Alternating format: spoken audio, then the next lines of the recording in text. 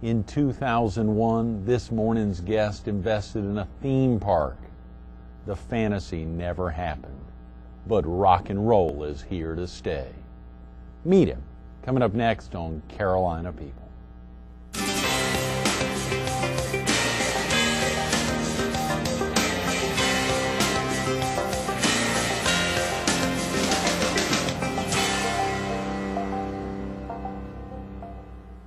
Good morning. Welcome to Carolina People. This morning we're at Design It, the retail furniture gallery here on Highway 501 in front of the new Hard Rock Park.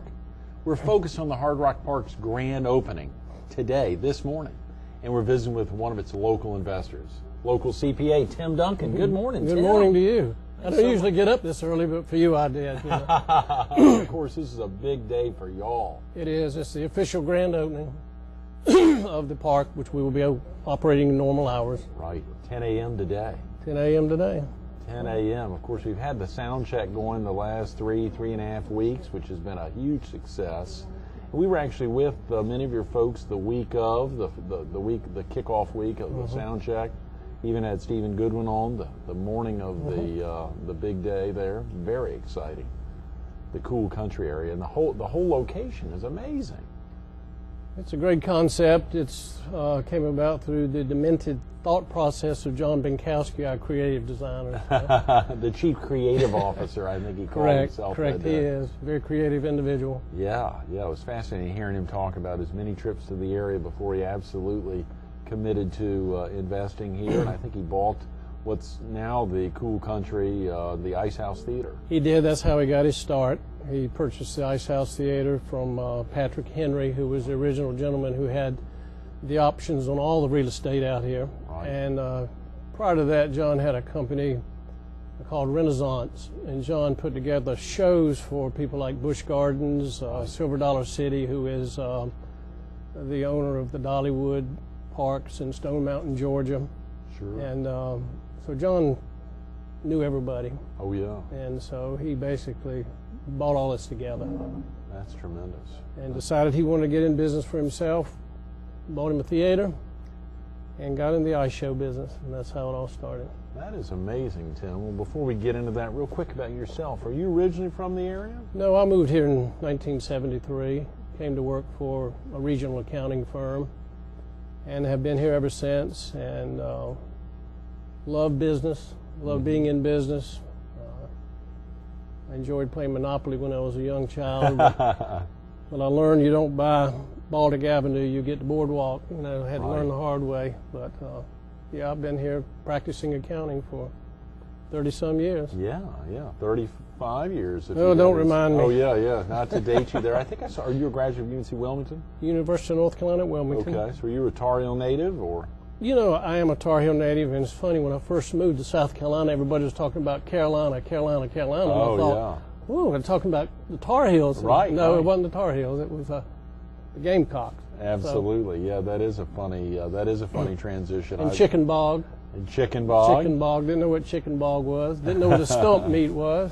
Oh yeah. Well, we heard about that earlier this week. Russell Holliday was with us on Monday, and former Congressman Jen Rett with us on Tuesday, highlighting this upcoming Monday's big event, the 132 years of the Galvin Stump. Yeah. You've attended in the past. Have not been. Never. I'm going to let Russell know. No, don't tell Russell that. Our director actually has never been. She couldn't believe that on Monday. She wanted to take him. I better apart. go. I'll be over there Monday morning, first thing. That's right. Russell may be tuning in. You're exactly right. And of course, a lot of folks think in just 3 hours from now, if they've never been to the park, today's the day. Everything's supposed to be open and rolling and running just straight out of the gate. But a lot of folks have really enjoyed this sound check over the last few weeks. It's been a great opportunity for people to preview what's there. They got that meal voucher, so they got to taste the food, see the food. And I think it was a good, and they can apply that money towards the season pass. That's correct. Yes. So just last night was that special celebration here on the 8th for annual pass holders only. And so a lot of folks were right behind us at the park for the concert and everything, just for annual pass holders. So a lot of fun for everybody. Yes. Of course, we've got a lot of props today, which we haven't had all week. A lot of great props here, leading up through many of the stages y'all went through to make the Hard Rock Park a reality, which which is a big deal, Tim. A lot that has to happen behind the scenes. Could you actually pinpoint where it began? Did it begin with John Benkowski? Well, let me just first say this. This journey has taken more turns than the Zeppelin roller coaster and had more peaks and valleys. But basically it began with John and Patrick. And John said, you know, this is really a great location for a park. Right.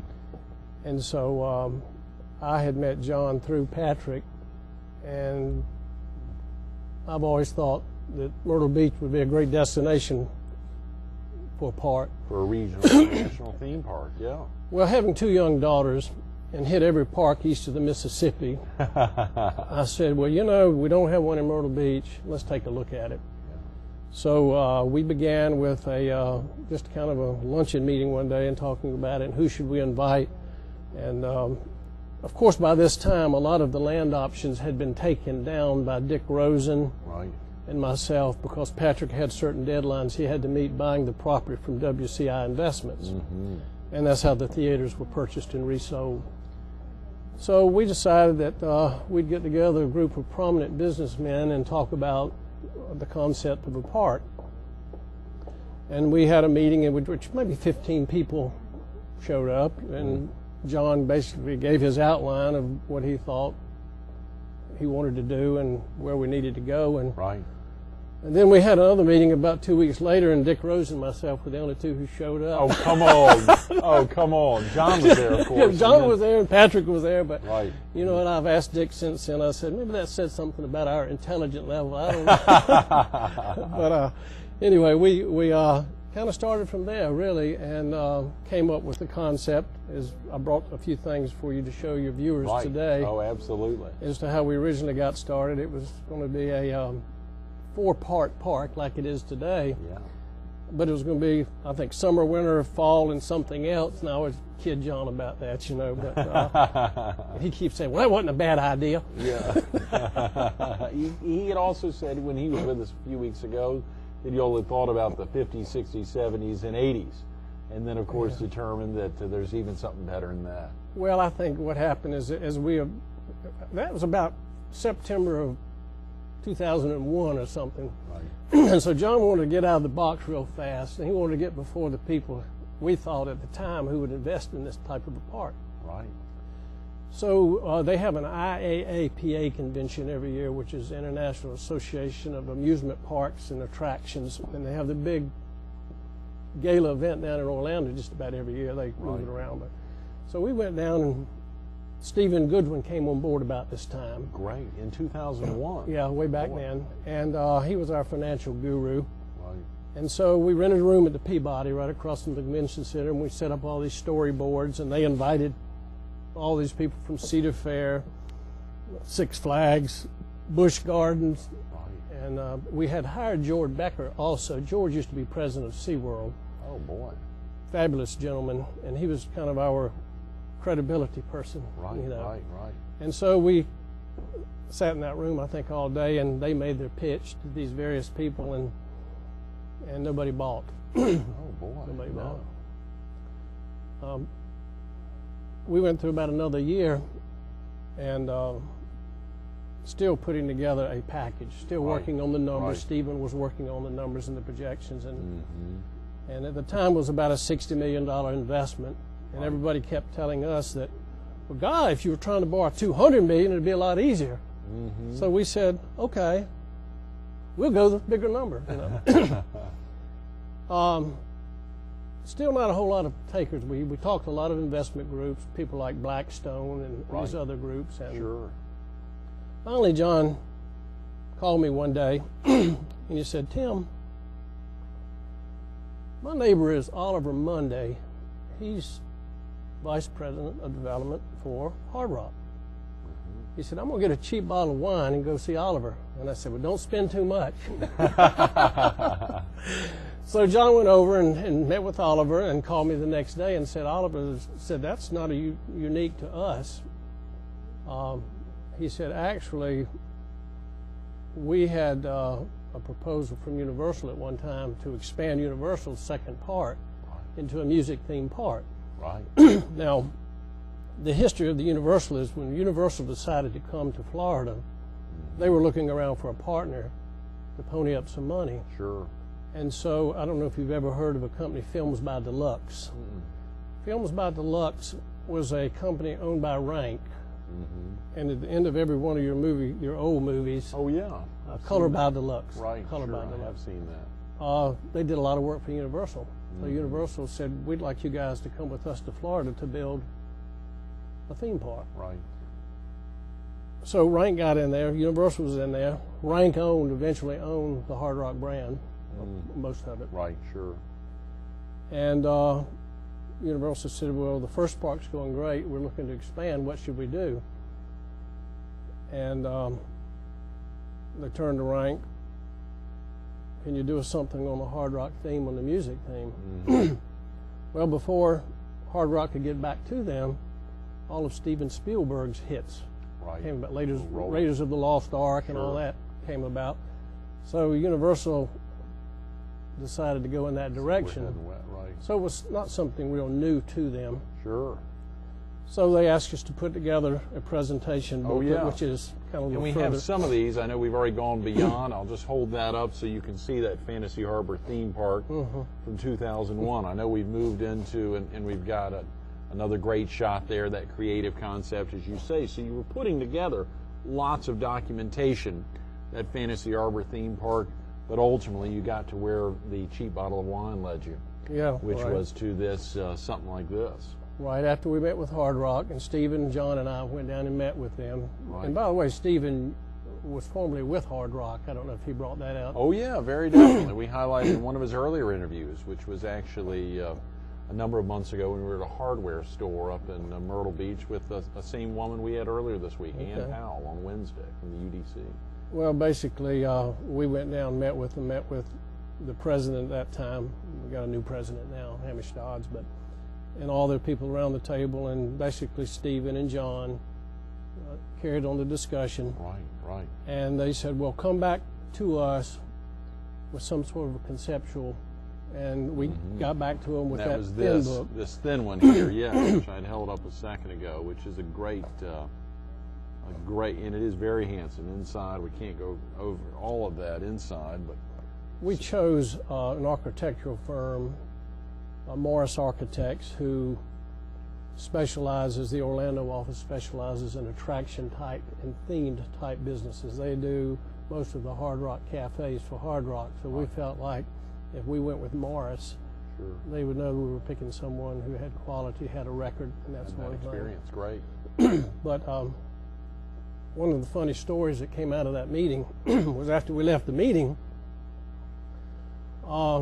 we knew they really wanted to do the deal. Wow. And we had to draw up a license agreement, which Stephen did. Stephen drew up a license agreement, but Stephen told us after the meeting, which I thought was pretty clever, he had reserved about any name that you could put on the web with Hard Rock Park, Hard Rock Myrtle Beach, this, that, and the other. Right. So Stephen got a call a day or so later from Jay, the attorney for Hard Rock. But Jay was not too happy that we had already licensed all those names. I bet he was. But it worked out fine. We were able to work out a license agreement with them. But at that point, it still wasn't a home run.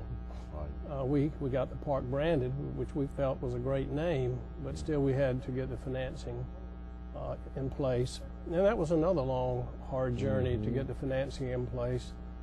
And I don't want to bore you today with all those stories. And $200 million. Well, we got some time, and obviously part of the thrill here, $200 million wasn't enough. No, it's not enough. We got to go for more. Yeah, we got to go for more. So we went for more. And Stephen was good at that. Stephen had been involved in financing packages even much larger than what you all ultimately came in contact with. But, Stephen could sell ice to Eskimos. Let me put it that way. Boy, really? He's very clever with the numbers, and that doesn't mean he did anything wrong. Right, but, no. But they knew the numbers, and Felix Musenden, I don't think you met Felix. We haven't. Felix was with Universal for about 30 years, and if you look at his resume, he started as a sweeper. Oh, boy. In the Orlando amusement, the theater, the studio tour. Right. And worked his way up until he got promoted to come to the East Coast and actually run Universal in Orlando, and he was there and oversaw both of those parks Is that right? being built. And eventually, I don't know whether he just got burned out, but he decided he didn't want to do that anymore. Right. And Stephen knew him, and I think John knew him, and so they talked to Stephen to him to come with us to be our operations person. Right. So basically, the team was John, Felix, and Stephen, and each one of them had a unique contribution to the package. And John, of course, we know is the creative arm waving guy. Yeah. And Felix, the more conventional operations guy. Right.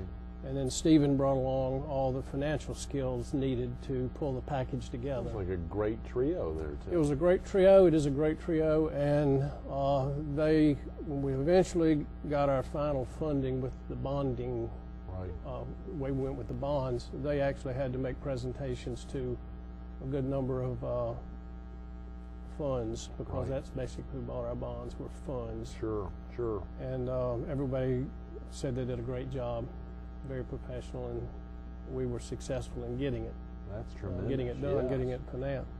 But between the beginning and and the end, I just want to say that there's been a great team of people involved. And I know in some projects people say, well, if it weren't for so-and-so, this wouldn't have happened, or if it wasn't for so-and-so, this wouldn't have happened. And that's not really the case. This has been a collaboration of a lot of talents. Dick Rose and I would go to Orlando occasionally and meet with the team and more architects, and we had this big boardroom that must 20 people sitting around the boardroom, and each one of them would get up and introduce themselves and tell us what they had done and what they were doing for us, and it was virtually a who's who in the entertainment industry. And we were very privileged to get people to get involved with us, because we were basically greenhorns, you might say. Sure.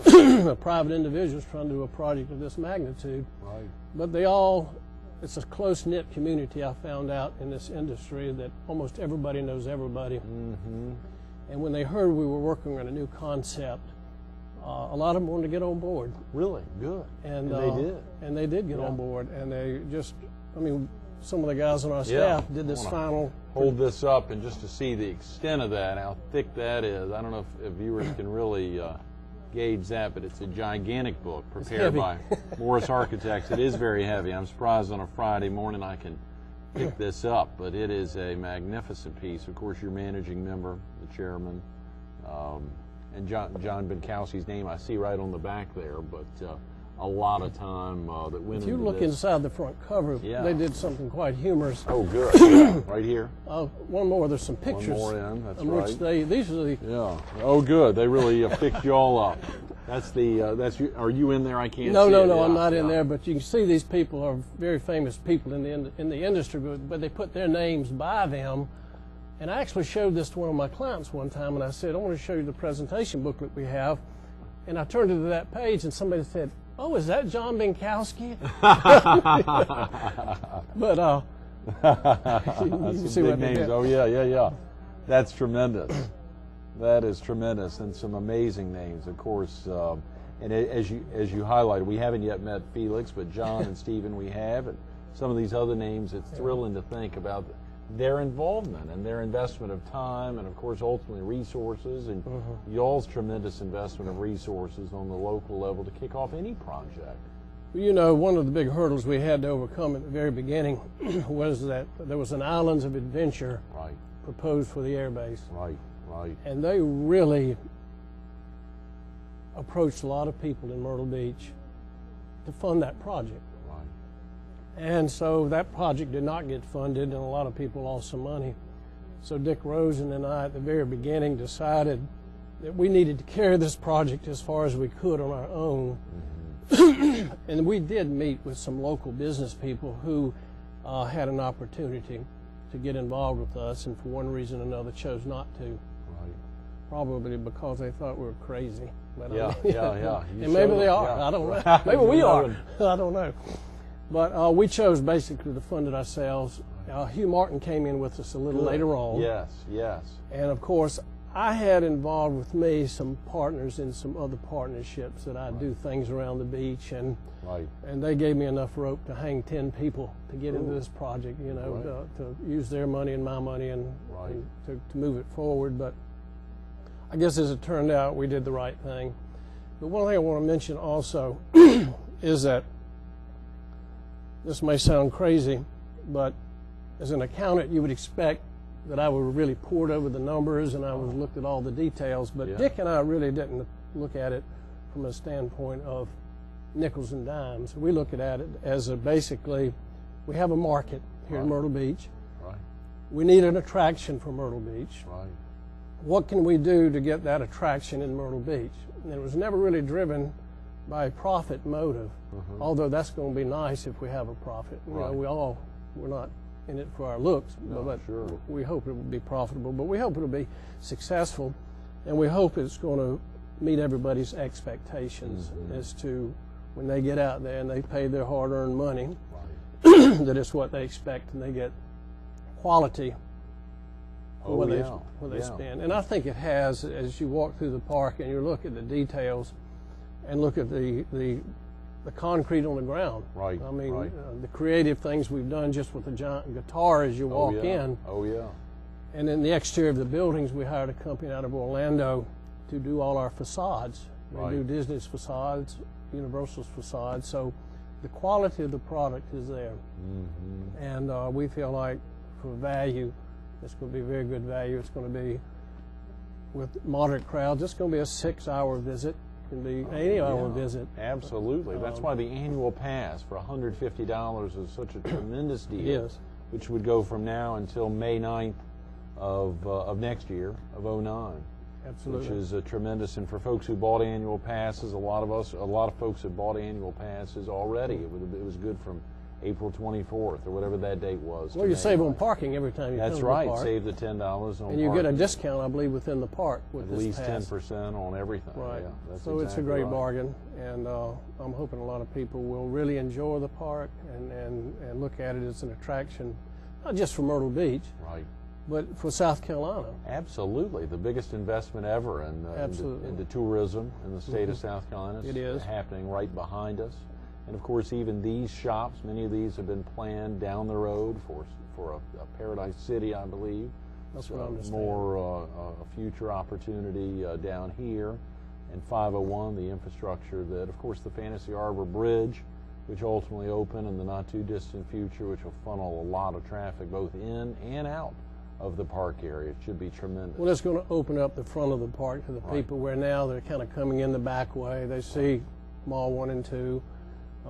They don't really get that theme park feel until you come off that new bridge and you look down and you see that entrance, you see the parking lot, you see people going in, and makes you want to hurry up and kind of get around the block and get in and start having fun.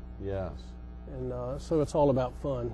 You and Dick on the early stages, for folks who've been in Myrtle a long time, obviously John was really roaring forward, albeit not someone who'd been here necessarily all those years. Of course, Patrick Henry, very local, deep ties, and Hugh Martin. Anyone else on the local level to really, I know you said just lots of different people, but anyone? Well, there were, of course, one of my partners in my accounting firm, Ed Farmer. You know, I had his support all along, or I wouldn't have done it. But basically, those are the people. Now, there were some other folks who helped us along. There's a gentleman by the name of Buddy Hucks, who's a real estate appraiser. Buddy owned the cinema theaters, and he held on to that and gave us an option to buy it. AIG held on to this property. Well, not this property, but the property behind us. They had taken that back into repossession. And they held on to that for us, hoping we could pull this together. As you did, And those were the key people, basically, that made it happen.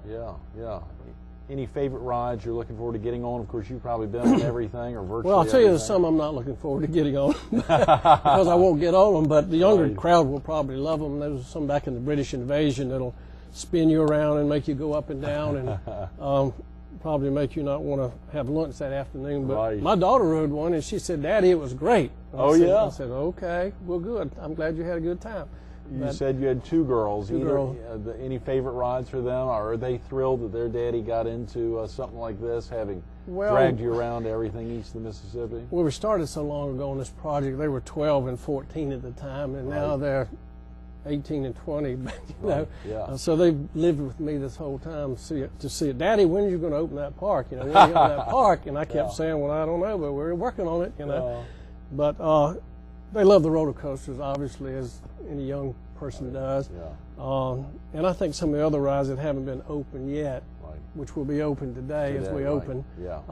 We've got a great ride, which I'm not sure what you call it. Maximum RPM is where you get in a miniature car and you get into this Ferris wheel type thing, and it goes up, and then you come down, and that's all I know about it. But I think that's going to be a lot of fun. And we have that wet ride that we're going to open, which will give the opportunity for people to wet people below and people below to wet them above. And I love it. I love it. We got to get out there. We'll see you later on today. Tim, I'm sorry we've run out of time. Great being with you this morning. It's been great being here. Stay tuned to more Carolina People with Tim Duncan coming up next. I love it. You got to hear this theme concept from July of 2001 for Fantasy Harbor.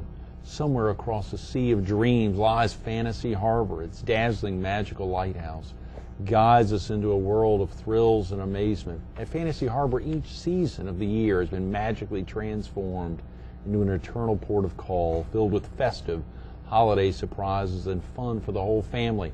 Fast forward to today, the big day, the grand opening of the Hard Rock Park, and you'd hear about the next revolution, a quality theme park with a rock and roll attitude. You're going to see it out there. Get out there today at 10 o'clock, 236-ROCK or hardrockpark.com. You think about it for Tim and Dick Rosen working so hard, and then Ed and Patrick and Hugh and so many others teaming up with John and Stephen and Felix and many, many more to make this a reality. Get out there at 10 a.m. It kicks off today, the grand opening of the Hard Rock Park. Thanks so much for everything, Tim. Thank you. Absolutely.